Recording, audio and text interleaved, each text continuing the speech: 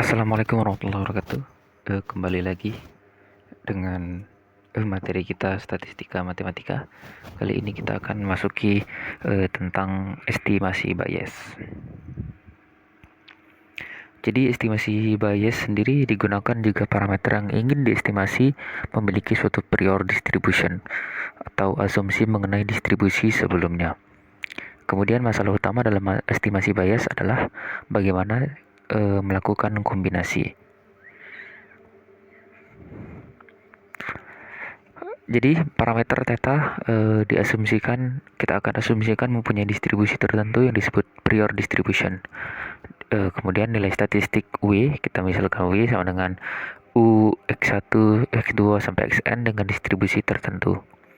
Kemudian ditentukan distribusi parameter theta jika diberikan W yang disebut posterior distribution.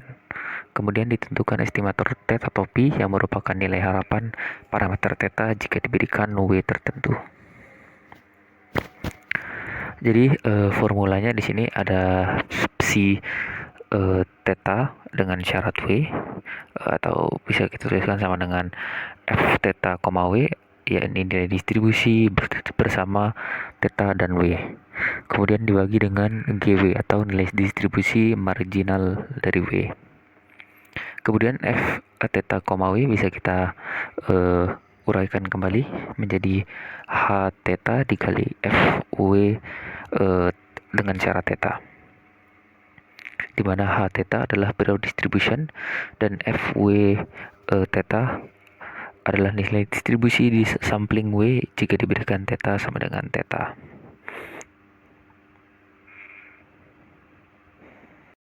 Kemudian ada sebuah teorema, yakni jika X berubah acak binomial dan distribusi prior dari theta adalah distribusi beta dengan diberikan nilai alpha dan beta, maka distribusi posterior dari theta jika diberikan X sama dengan X kecil adalah suatu distribusi dengan beta dengan parameter X plus alpha dan N minus X plus beta. Ini bukti-buktinya, namun kita akan melihat dengan lebih jelas berikut ini. Ini dia. Pertama, kita tentukan distribusi dari sampling, dalam hal ini adalah X sama dengan X jika diberikan theta sama dengan theta sebagai berikut, di mana fx bersyarat theta sama dengan n kombinasi nx dikali theta pangkat x dikali 1 min theta pangkat n min x untuk x sama dengan 0 sampai n.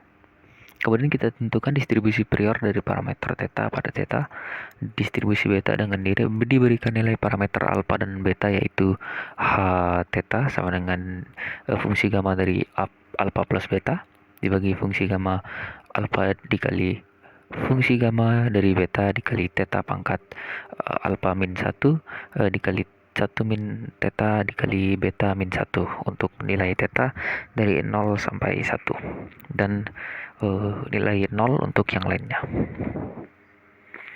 Kemudian berdasarkan dua fungsi distribusi di atas, ditentukan distribusi bersama dari theta dan x sebagai berikut. F theta, x sama dengan h theta dikali fx bersyarat theta, seperti formula yang sebelumnya kita lihat pada slide sebelumnya. Jadi kita bisa ubah di mana h theta ini sama dengan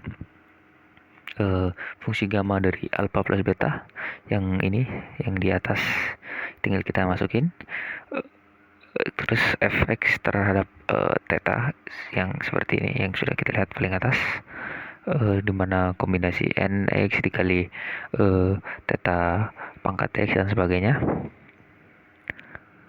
Kemudian kita dapatkan f theta, x sama dengan kombinasi n terhadap x dikali fungsi gamma dari alpha plus beta dibagi fungsi gamma dari alpha dikali fungsi gamma dari beta dikali theta pangkat x plus alpha minus 1 dikali 1 min theta pangkat n minus x plus beta min 1. Jadi fungsi ini berlaku untuk seperti saat sebelumnya, ini untuk theta nilainya 0 sampai 1 dan x sama dengan 0 sampai n. ya.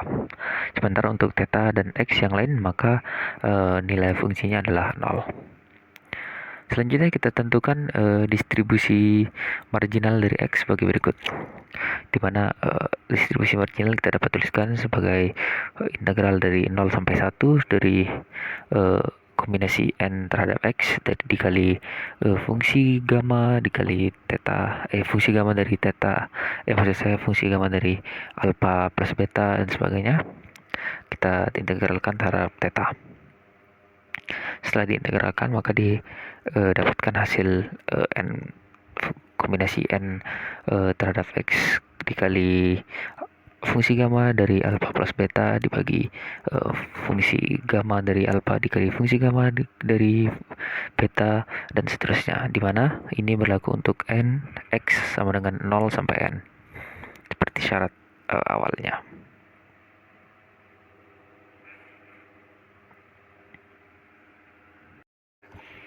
Kemudian ditentukan distribusi posterior dari theta jika diberikan x sama dengan x sebagai berikut, di mana si theta dengan syarat x.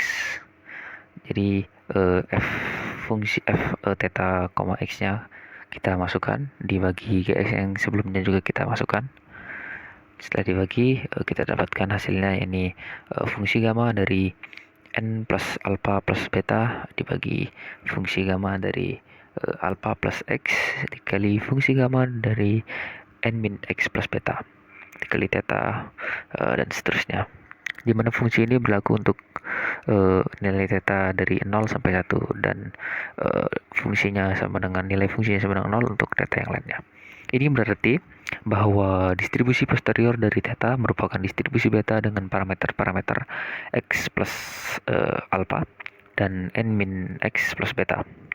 Untuk menentukan nilai harapannya sendiri dari distribusi posterior, perlu kita ingat bahwa jika variabel acak x yang berdistribusi beta dengan parameter alpha dan beta, maka nilai harapannya adalah alpha plus beta.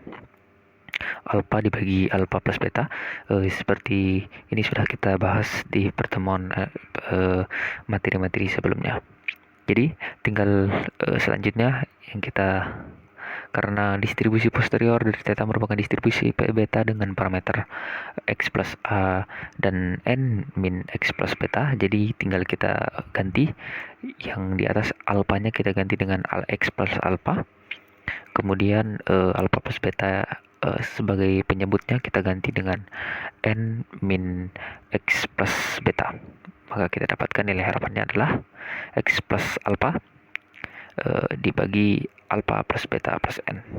Dengan demikian, estimator dari parameter theta adalah theta topi dengan nilai sama dengan x plus alpha dibagi alpha plus beta plus n. Ya, jadi itulah dari mana kita dapatkan estimator untuk theta. Jadi theta topi atau estimator untuk theta adalah x plus alpha dibagi alpha plus beta ditambah n. Ya, kemudian ini teorema yang kita gunakan tadi, di mana sebelumnya adalah mu sama dengan alpha plus beta. Jadi pembuktiannya bisa kita lihat sebagai berikut. Jadi ini dia mu yang buktinya atau kita bisa sebut sebagai ekspektasi dari x yang kita gunakan tadi untuk mencari estimator dari theta dari distribusi sebelumnya.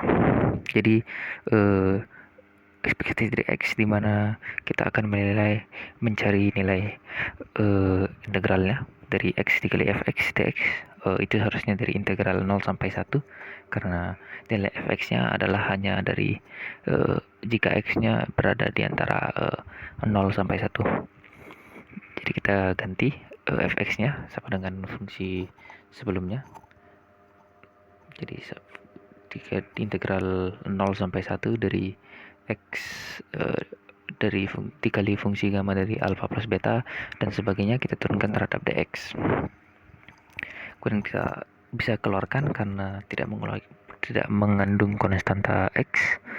Kemudian integral 0 sampai 1 dari x pangkat 1 ditambah theta min 1 dikali 1 min X pangkat beta min 1 dx, itu bisa kita ubah menjadi sebuah fungsi gamma, di mana bentuk fungsi gamma.